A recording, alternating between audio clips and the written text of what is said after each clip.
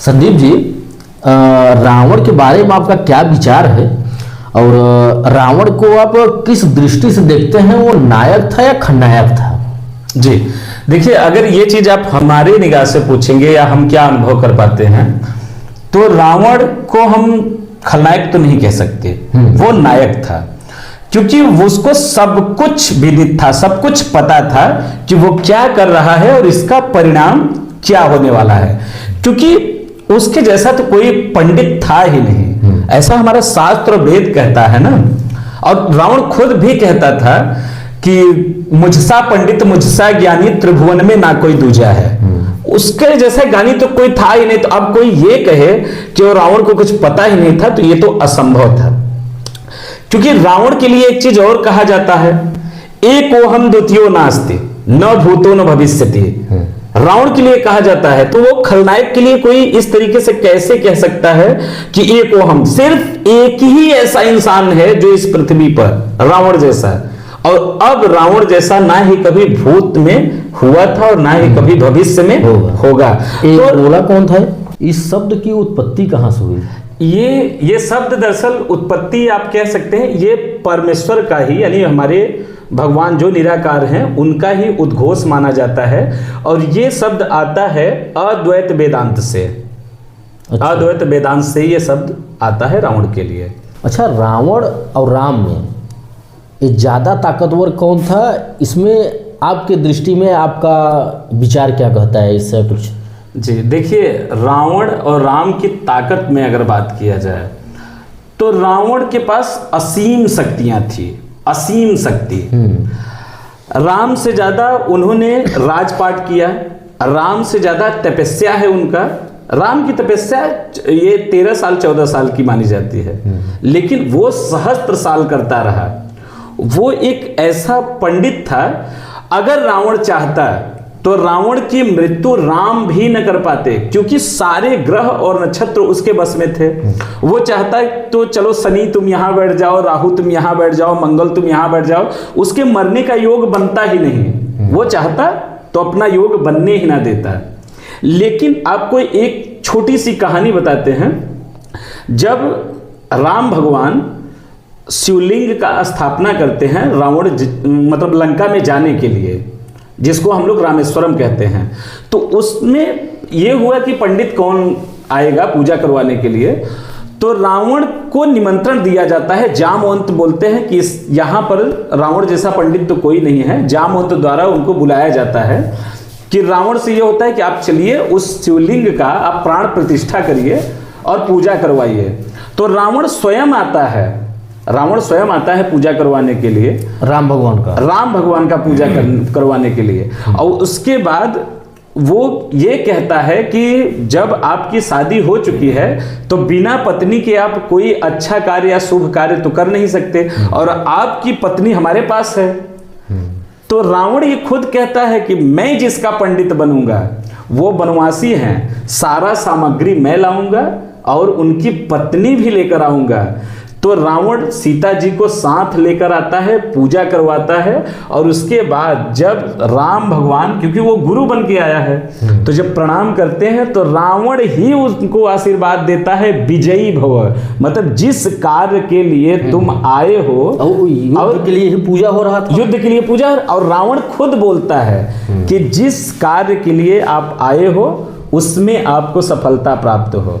तो रावण को सब कुछ पता था। हाँ, यहां पर अगर देखा जाए तो राम भगवान को एक वरीयता है जिससे वो विजय प्राप्त किए रावण पर, क्योंकि रावण वो था जो दूसरे की पत्नी को हर के लेके गया था, और राम वो थे जब रावण की मृत्यु के बाद मंदोदरी आती हैं उस रण क्षेत्र में, और वो विलाप करते हुए आती हैं ये देखने के लिए कि वो कौन सा धनुर्धर है, वो कौन सा महाप्रतापी है जो रावण जैसे को मार सकता है। तो वो राम के पास आती हैं, और वो पीछे के साइड से आती हैं, राम भगवान के चरणों पर उनका परछाई पड़ता है, और वो एक स्त्री की परछाई जान के राम भगवान हट जाते हैं और बोलते हैं, हे देवी जी आप कौन हो, इस सुनसान निर्जन जगह पे आप इस समय क्या कर रही हैं?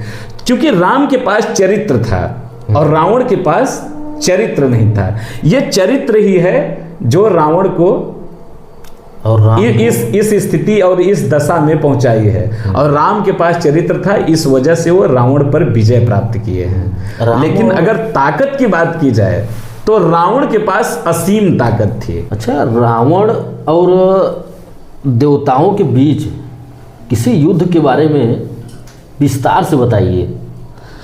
देखिए, अगर रावण और देवताओं के बीच में युद्ध देखा जाए तो इसका वर्णन बहुत कम ही मिलता है, क्योंकि देवताओं से युद्ध ज़्यादातर कुंभकर्ण और मेघनाथ ने किया है। रावण सिर्फ अपने भाई, रावण के भाई थे कुबेर, और कुबेर का जो पुष्पक विमान था यह रावण को बहुत पसंद आ गया था।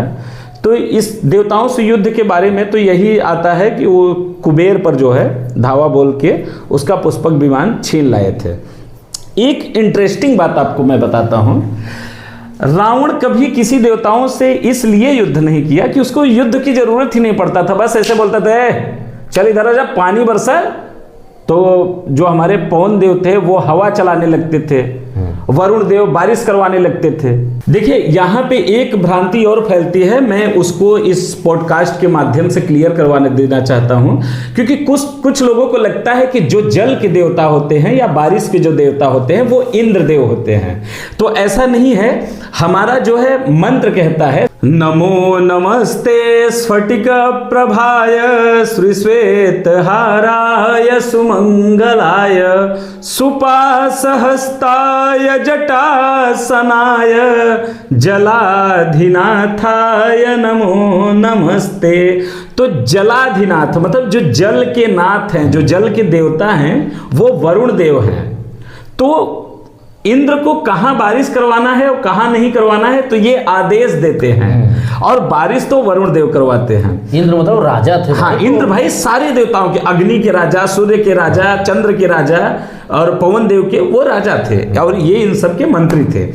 तो होता ये था कि जब भाई वरुण देव से वो पानी भरवाता था अपने घर का, पवन देव से जब उसको गर्मी लगती तो बोलता है पवन ठंडा हो जाए, पवन चालू, ठीक है। तो ऐसे ही अब हुआ इसमें क्या कि जब सारे देवता तकलीफ में होते थे किसी दिन, तो अपना फ्रस्ट्रेशन निकालने के लिए वो एक गुफा में चले जाते थे।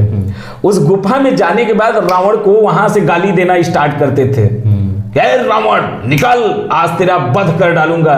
अब रावण भी भाई प्रतापी राजा, अब वो काहे किसी का चैलेंज बर्दाश्त करे, वो भी निकलता था लंका से, ऐ देवता निकल निकल, आज मार दूंगा, ये कर दूंगा।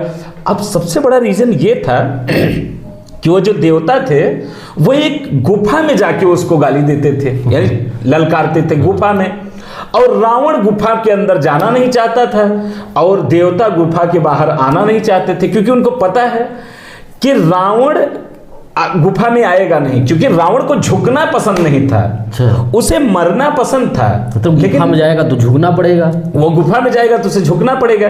देवता इसीलिए अपना फ्रस्ट्रेशन उस गुफा में से निकालते थे कि रावण को झुकना पसंद नहीं है, झुकेगा नहीं। तो रावण ये था। आज तक इस दुनिया में किसी को भी पैर छूते आपने कैसे देखा होगा, पैर में दंडवत करते हैं, पैर छूते हैं। लेकिन आप सोचो, जो बंदा खुद महादेव के पास जाता है और वो सीधे कैलाश पर्वत ही उठा के बोलता है, ये महादेव प्रणाम, तो बताओ, हर बंदा ये चाहता था भैया रावण तू आ मत, तू केवल लंका से संदेशा भिजवा देना, मैं खुद आ जाऊंगा। भाई कौन से ऐसे चेला को कौन गुरु बुलाना चाहेगा। तो रावण जो था वो अद्वितीय था, और इसका वर्णन कहीं आता नहीं ज्यादा उससे युद्ध का, राम रावण ही युद्ध आता है। और तुलसीदास जी लिखते हैं, एक बार कुबेर पर धावा और पुष्पक यान छीन लिया हुआ, ऐसे करके। तो एक ही युद्ध का समावेश आता है इस जगह रामचरितमानस में। जी, रावण का चर्चा करके आपके साथ बहुत अच्छा लगा, और धन्यवाद इसके लिए। धन्यवाद।